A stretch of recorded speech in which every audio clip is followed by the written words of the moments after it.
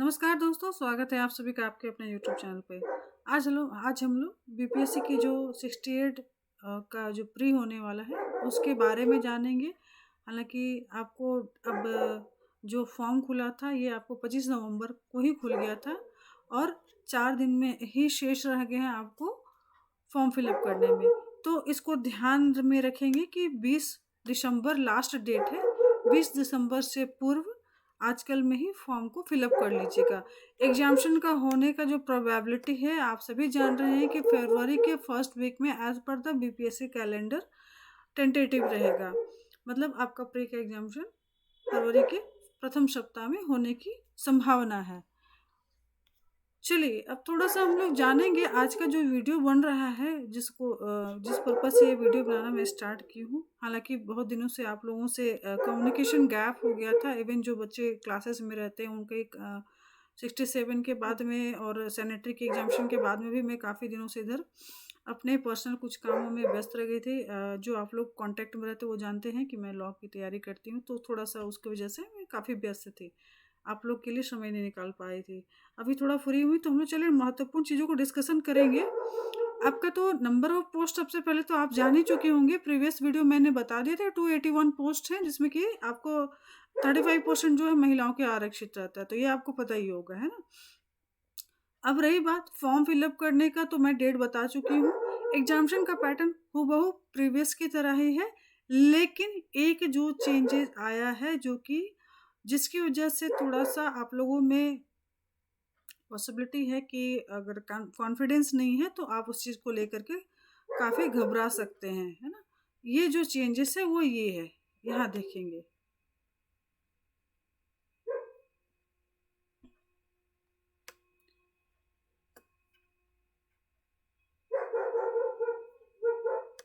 यहाँ आपको दिखाई पड़ रहा होगा कि प्रारंभिक परीक्षा में गलत उत्तर के लिए नकारात्मक अंक लागू किया गया है।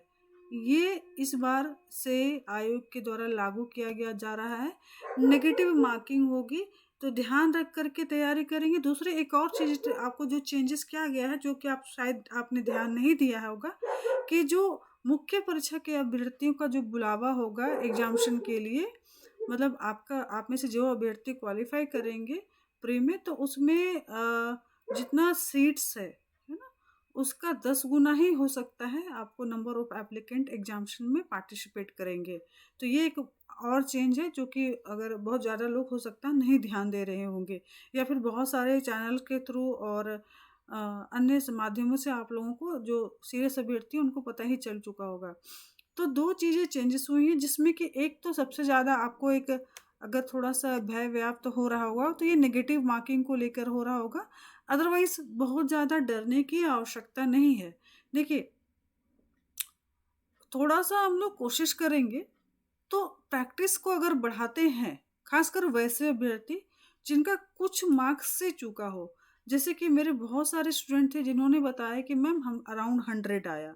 कुछ ऐसे भी अभ्यर्थी रहे हैं जो कि पूर्व का कट ऑफ प्राप्त कर लिए थे अराउंड 108, 109, है ना? तो उनका क्या हो गया है कि अब कट ऑफ उससे भी जंप कर गया है, खासकर लड़कों के बारे में बात करूँ। लड़कियों के लिए तो खैर 103 था, लड़कों का 113 गया है। तो कहने का मतलब है कि अगर आपका 108, 109 पहुँच चुके थे और अब चूँकि कट ऑफ जंप किया था, तो उसकी वज़ह से पिछड़ गए आप, चूक गए, तो घबराने की आवश्यकता नहीं। थोड़ा-सा प्रयास करने का अगर इस बार एफ़र्ट लगाते हैं, हालाँकि आप सभी प्रयासरत रहे ही थे। हाँ, कुछ अभ्यर्थी ये हैं कि थोड़ा परेशान हुए हैं, है ना? जैसे ही रिज़ल्ट आया 15 नवंबर को, कुछ अभ्यर्थी लोग काफ़ी ज़्यादा डिमोटिवेट हो गए थे और उन्होंने लगा कि अब नेक्स्ट बार पॉसिबल नहीं होगा। रही सही कसर जो थी, जब ये वैकेंसी आई है तो उसमें भी आप लोगों का एक कहते हैं कि और ज़्यादा डिमोटिवेशन का रीज़न ये हो गया कि नंबर ऑफ सीट्स बहुत कम है। तो आप सभी को याद होगा जब 67 बीपीएससी प्री आया था, उस समय भी नंबर ऑफ सीट्स काफ़ी कम थे, है ना? तो अभी भी वो अगर हम गौर करें नंबर ऑफ सीट्स कम है ये सोच कर के नहीं अप्लाई करना या फिर थोड़ा-सा डिमोटिवेट रहना कि इतनी सीट्स से क्या होगा, ये तो नेगेटिव मार्किंग हो चुका है। तो आप सभी ये ध्यान रखेंगे आपका सीट्स का रिक्वायरमेंट अगर आपको है कि आपको कितनी सीट्स पर बैठना है तो दैट इज़ सिंगल सीट, है ना? तो ये आपके लिए एक ही सीट है, इतने सारे सीट्स की आवश्यकता है। इसके अलावा अगर सीट बढ़ भी जाते हैं तो आपको तो एक ही सीट पे नौकरी करनी है, तो वो चीज़ को ध्यान रखेंगे। रही बात नेगेटिव मार्किंग, प्रैक्टिस थोड़ा बढ़ाएँगे और अभी 1.5 महीने, चूँकि आपने एग्ज़ामिनेशन दिया है कुछ महीने पूर्व ही, सितंबर में एग्ज़ामिनेशन दिया था, बहुत दिन नहीं बीता है। बस करंट अफ़ेयर प्रैक्टिस करेंगे और जो आपने पढ़ रखा है, अगर आपका 100 अराउंड है ना, 105, 103, 90 प्लस भी है, तो भी आप एक बहुत सॉलिड चांस बन रहा है कि आपका अपकमिंग बीपीएससी का प्री हो जाएगा। बशर्ते कि आप मल्टीपल टाइम प्रैक्टिस करेंगे। उन सारे सभी सब्जेक्ट्स का प्रिपरेशन करेंगे जो कि आपको बहुत ज़्यादा अंकदायी हैं प्री में। तो आप सभी जान रहे हैं कि प्री में कौन-कौन से पेपर्स जो हैं अंकदायी हैं। आप अगर सीरियसली तैयारी कर रहे थे इतने दिनों से तो सभी को पता है। बट फिर मैं आपको संक्षेप में समझा देना चाहूँगी कि आपका जो एग्ज़ामिनेशन है वो प्री और मेंस मतलब आपका जो सिलेक्शन है प्री, मेंस और इंटरव्यू के जो मेरिट है उसके आधार पर किया जाना है ना? और जो रही बात सिलेबस की, तो सिलेबस आपको एक बार फिर से हम लोग सिलेबस को थोड़ा-सा देख लेते हैं। सिलेबस में बहुत ज़्यादा चेंजेस नहीं आया है, आप सिलेबस वाले टैब पर क्लिक करेंगे तो आपको सिलेबस दिख जाएगा। तो आपका जो सिलेबस है वो प्री का एज़ इट इज़ है, मेंस का भी एज़ इट इज़ है और इंटरव्यू जो पहले की तरह होता था उस तरह से इंटरव्यू भी इस बार होना है। बस नेगेटिव मार्किंग को लेकर के आपको संशय है तो उसको लेकर के बहुत ज़्यादा दिमाग में नहीं रखेंगे। आइए हम लोग समझते हैं प्री का पैटर्न क्या होगा या फिर क्या होता है। देखिए प्री में आप सभी जान रहे हैं सामान्य विज्ञान, ठीक है? यहाँ पर आप देख लेंगे सामान्य अध्ययन लिखा हुआ है। इस सामान्य अध्ययन में आपको कौन-कौन से सब्जेक्ट आ जाते हैं, तो आप यहाँ पर देखेंगे सामान्य विज्ञान है, सामान्य भूगोल है। इसके बाद आप आगे की ओर जब बढ़ते हैं, तो सामान्य विज्ञान के अलावा और भी कुछ सब्जेक्ट्स आपको देखने को मिलेंगे। यहाँ पर आपको हिस्ट्री सब्जेक्ट भी देखने को मिलेगा। फिर आप देखेंगे भारतीय कृषि और प्राकृतिक संसाधन, जो कि आपका ज्योग्राफी और इकोनॉमिक्स दोनों का ही है।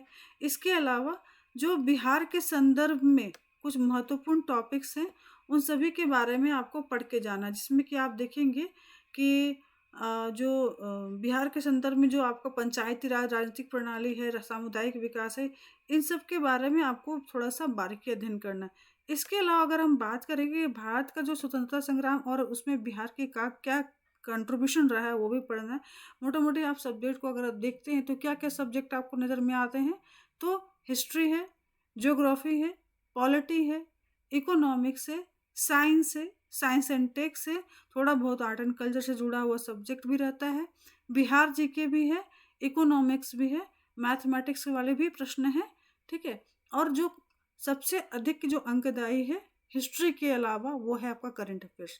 तो इतने सारे टॉपिक पे आपको कमांड करना होगा। समय कम है, मोस्ट ऑफ टाइम आप रिवीजन पे ध्यान देंगे।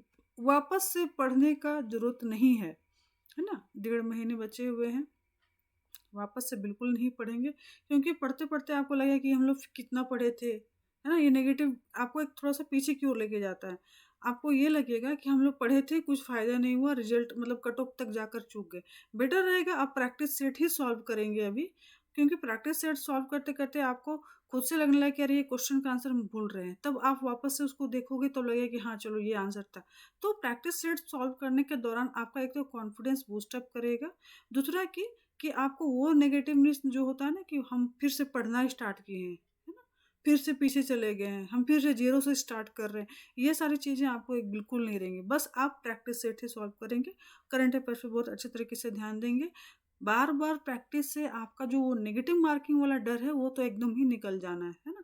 तो हो सके जितना अधिक से अधिक प्रैक्टिस सेट पर आप ध्यान देंगे।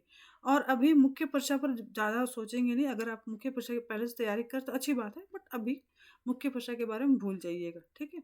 सिर्फ़ और सिर्फ़ प्री पर ध्यान दीजिए और प्री का भी मतलब हम कहेंगे कि प्रैक्टिस सेट बनाएँगे, है ना? प्रैक्टिस सेट सॉल्व करेंगे। पढ़ना स्टार्ट बिल्कुल नहीं करेंगे, है ना? मतलब अब टाइम कम, बहुत सारे अभ्यर्थियों का टेंडेंसी होता है कि फॉर्म फिल अप कर दिए तो अब चलो पढ़ना स्टार्ट करेंगे, या फिर बहुत से अभ्यर्थी ना थोड़ा-थोड़ा के लिए चलते चूक गए थे, तो चलो फिर से पढ़ेंगे तो हो जाएगा। तो फिर से बिल्कुल नहीं पढ़ना है, क्योंकि 1.5 महीना, अगर आपके पास 1 साल होता, 6 महीने होते भी, तो मैं बोलती हाँ, फिर से आप पढ़ लो एनसीईआरटी। बिल्कुल नहीं पढ़ना है एनसीईआरटी, है ना? बिल्कुल भी कोई मोटी बुक्स नहीं पढ़नी है। आप जो बेसिक बुक आप कंटिन्यूअसली पढ़ रहे थे, प्रैक्टिस सेट सॉल्व कर रहे थे, उसी को प्रैक्टिस सेट देखिए सिर्फ करंट अफेयर्स चेंज होता है आपका एग्जामिनेशन, बाकी सब कुछ वही रहता है। आपके पास पुराने प्रैक्टिस सेट भी है तो उसको बनाते रहिए, है ना? अगर आपने उसमें मार्क नहीं किया होगा तो वो अभी भी मतलब आपके लिए वैल्यूएबल थिंग के रूप में है, तो उसी को सॉल्व करते रहिए। नया प्रैक्टिस सेट मार्केट में आ ही चुका होगा, उनको भी ले सकते हैं। और कोशिश करिएगा 25, 30, 50 अधिक से अधिक 5-10 से काम नहीं होगा। अधिक से अधिक प्रैक्टिस सेट सॉल्व करेंगे। और हो सके तो ये भी ध्यान दे दीजिए जैसे साइंस वाले सेगमेंट पर कि आपके पास रेलवे वाले का भी प्रैक्टिस सेट रहता है साइंस रिलेटेड, तो उसको भी बनाइए। अधिक से अधिक सिर्फ और सिर्फ प्रैक्टिस सेट पर लास्ट मिनट में ध्यान देंगे। मेरे बार बार इसको बोलने का यही मतलब है कि आपके लिए रिजल्ट यही लाने वाला है। कारण कि अब नेगेटिव मार्किंग है, आप एग्जामिनेशन रूम में डरेंगे। पहले आपको एग्जामिनेशन बेधड़क आप लिख कर आते थे कि आपको पता था कि नेगेटिव मार्किंग नहीं है, तो चलो गलत होगा सही होगा देखा जाए, कम से कम चलो निकल जाएगा। लेकिन अब डरेंगे एग्जामिनेशन रूम में तो वो कॉन्फिडेंस आपका वो डगमगाए नहीं एग्जामिनेशन रूम में जा करके। इसीलिए आपको पहले से अपनी तैयारी कर लेनी हो, उस वे में आ जाना होगा। मल्टीपल टाइम आपको खुद को टेस्ट मॉड्यूल में डालते रहना होगा 2 आवर्स का कि आपसे वो क्वेश्चन सारे बने। जो नहीं बन रहा है एटलीस्ट वो ब्रेन स्ट्रॉमिंग करेगा कि जो कमी है आप में कौन से सेगमेंट में है, कौन से सब्जेक्ट में है, ठीक है, कौन से टॉपिक्स पे वो आपको पता चल पाएगा। तो ये ध्यान रखेंगे, ठीक है। इस वीडियो में इतना ही। जल्दी हम लोग कोशिश करेंगे कुछ प्रैक्टिस सेट लाने का, है ना? कुछ और भी महत्वपूर्ण टॉपिक्स पर डिस्कशन करने का। अपकमिंग एग्जामिनेशन और भी कुछ कुछ वैकेंसीज आने वाले हैं बिहार सरकार के द्वारा। और अब तो साल एंड हो रहा है, 15 दिन बचे हुए हैं साल में। तो नेक्स्ट साल के लिए जो रिजोल्यूशन हम लोगों का हो, है ना, हम लोगों के लिए क्या प्रॉमिस हो, खुद के लिए क्या डेडिकेशन हो, समाज के लिए क्या कंट्रीब्यूशन है, सोसाइटी फैमिली के लिए, उसके बारे में भी हम लोग डिस्कशन करेंगे। इस वीडियो में इतना ही। Thank you, thanks for watching my videos.